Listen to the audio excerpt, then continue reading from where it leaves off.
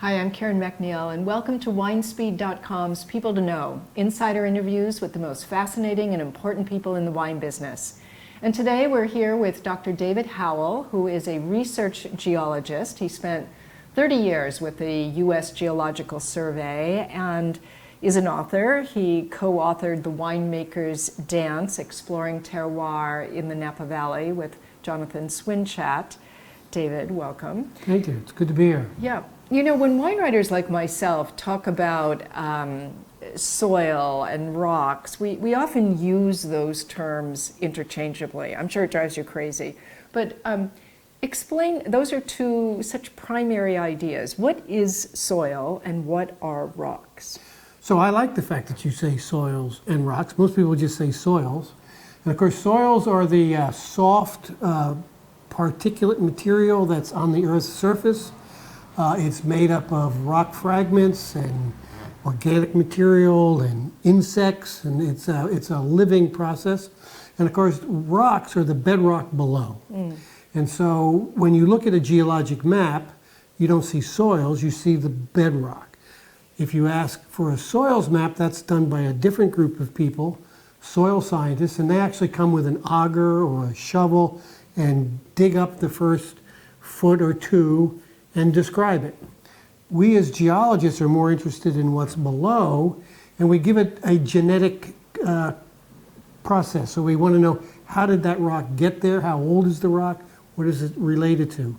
So we, at least what I do in my current field, is I take that genetic drive and apply it to the soils. So you'll go out here and they'll ask a soil person, they'll say, oh, that's Pleasanton soil, and that's a Clear Lake soil with a little bit of bale.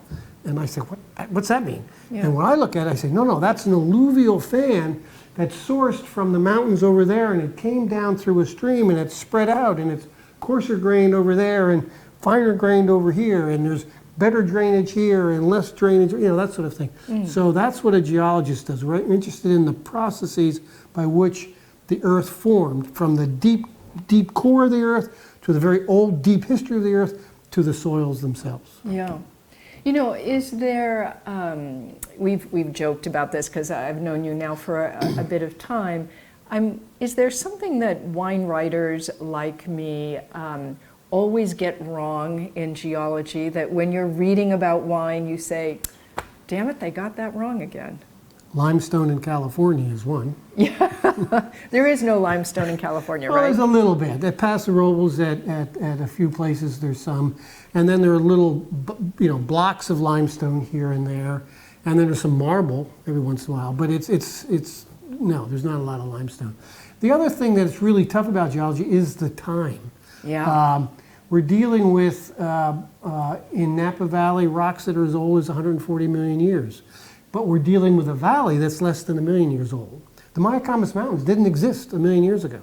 Rivers flowed from off towards Lake Berryessa through the Glass Mountain area and flowed out, and were depositing debris in Santa Rosa. So that's a tough one to get. Also understanding the consequences of low probability but high impactful events. So we all know about earthquakes that occur every 100 to 200 years. Same thing with these mega storms.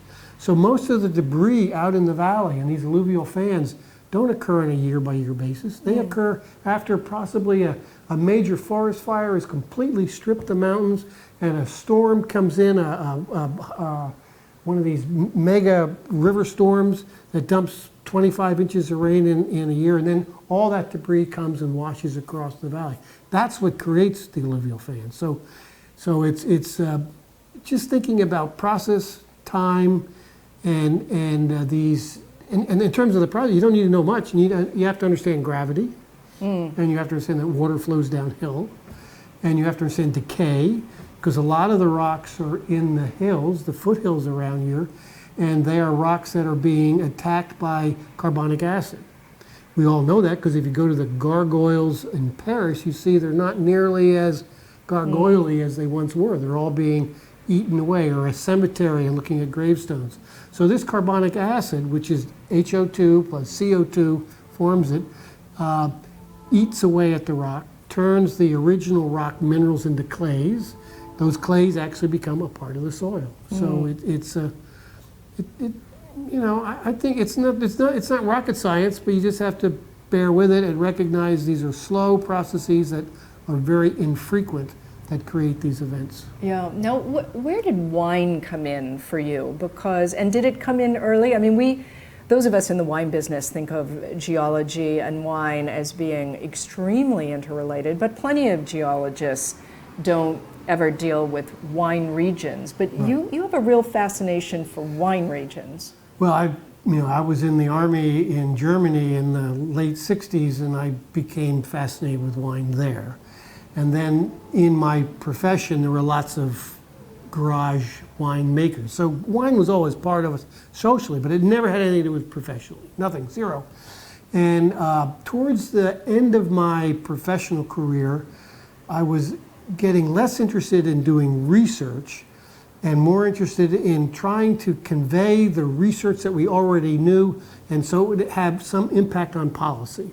We knew climate change, we knew we were running out of oil, we knew all these things, and we couldn't make a dent into the policymakers.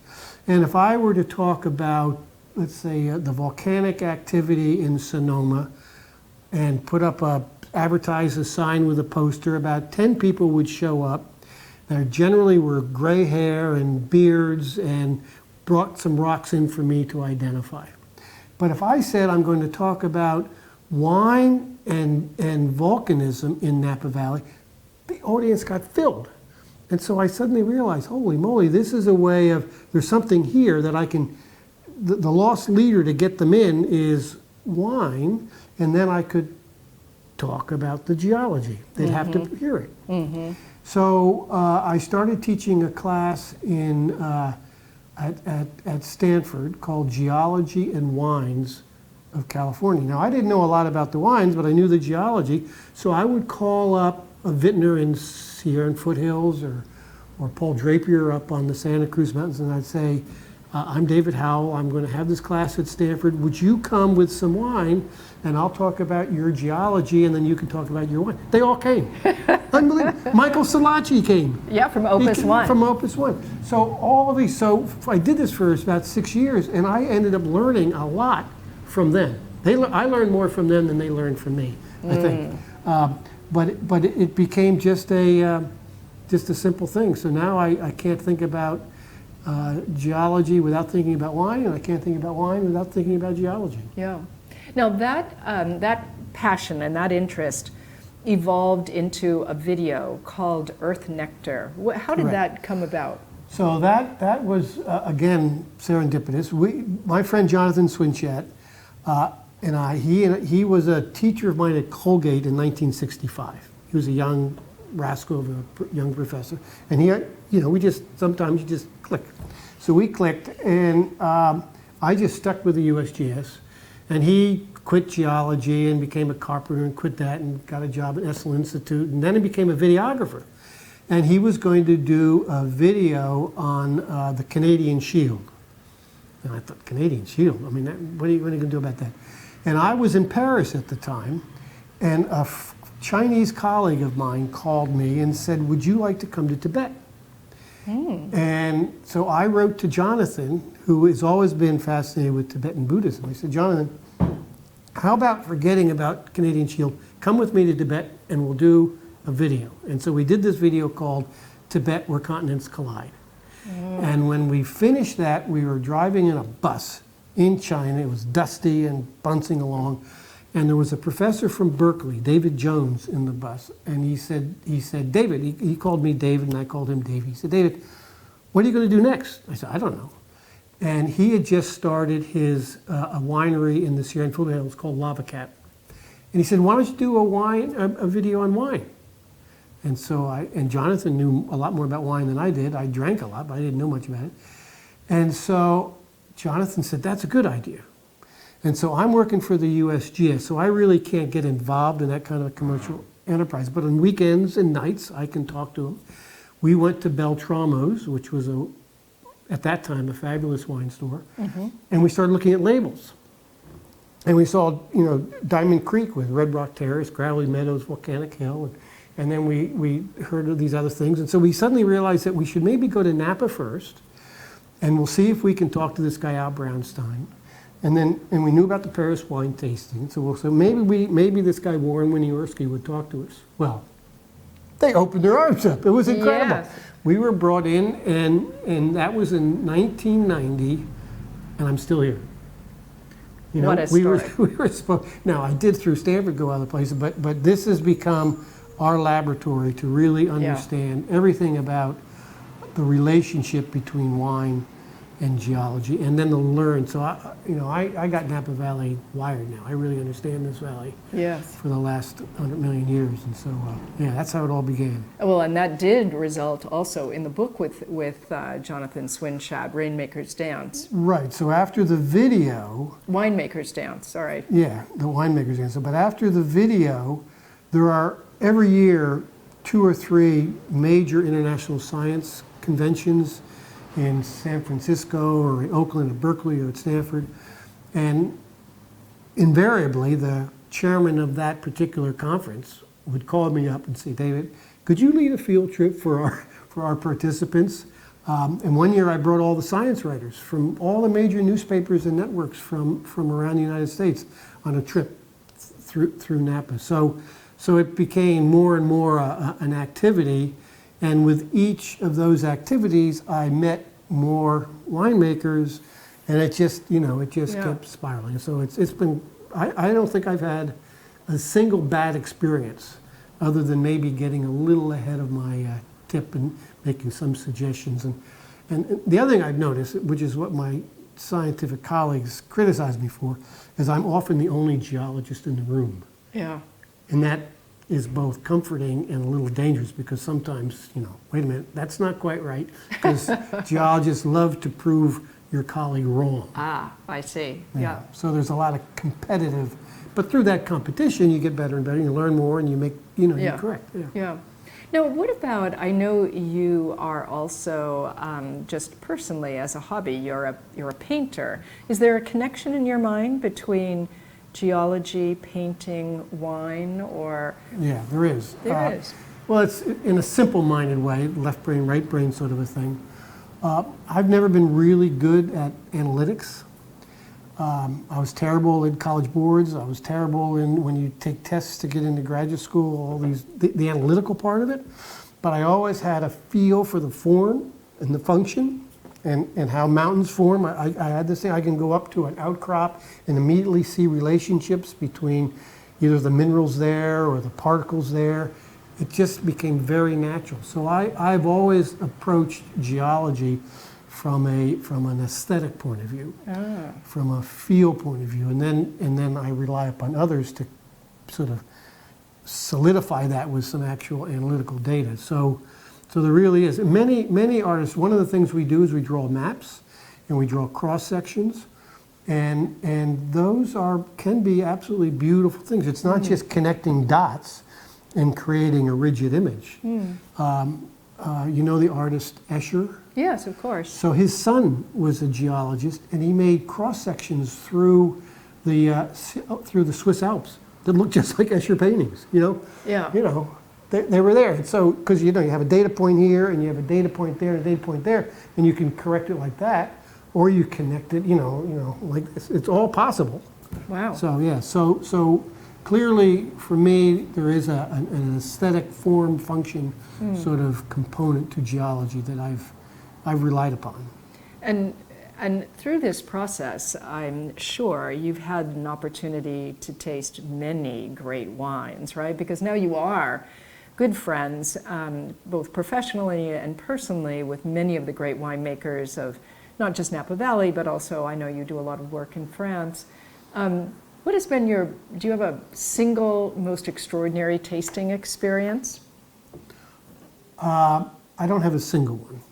And again, a lot of these really great wines are kind of wasted on me because I'm not able to go through the analytics to sort of, I wish I could participate in a way that I could then register that and then be able to compare it.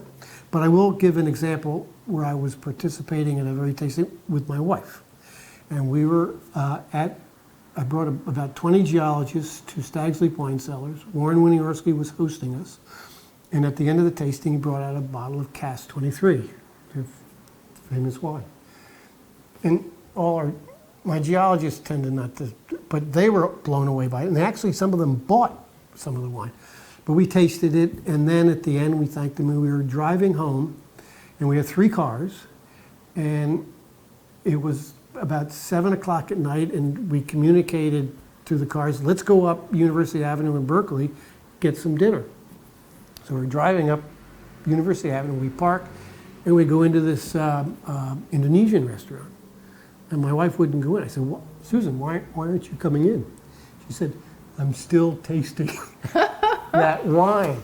I don't want to spoil it with some, some vinegary acid Asian food. I just want to keep it.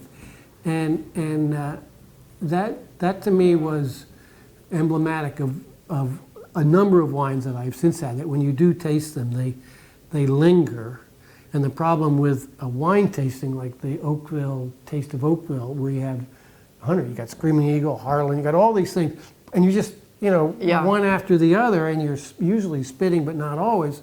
So wait a minute, what did it, I didn't taste it. So I think for me, the best wine experiences are sometimes singularly the wine, but generally it's usually what that wine, how it sort of controls the conversation, how it controls the ambiance of the setting.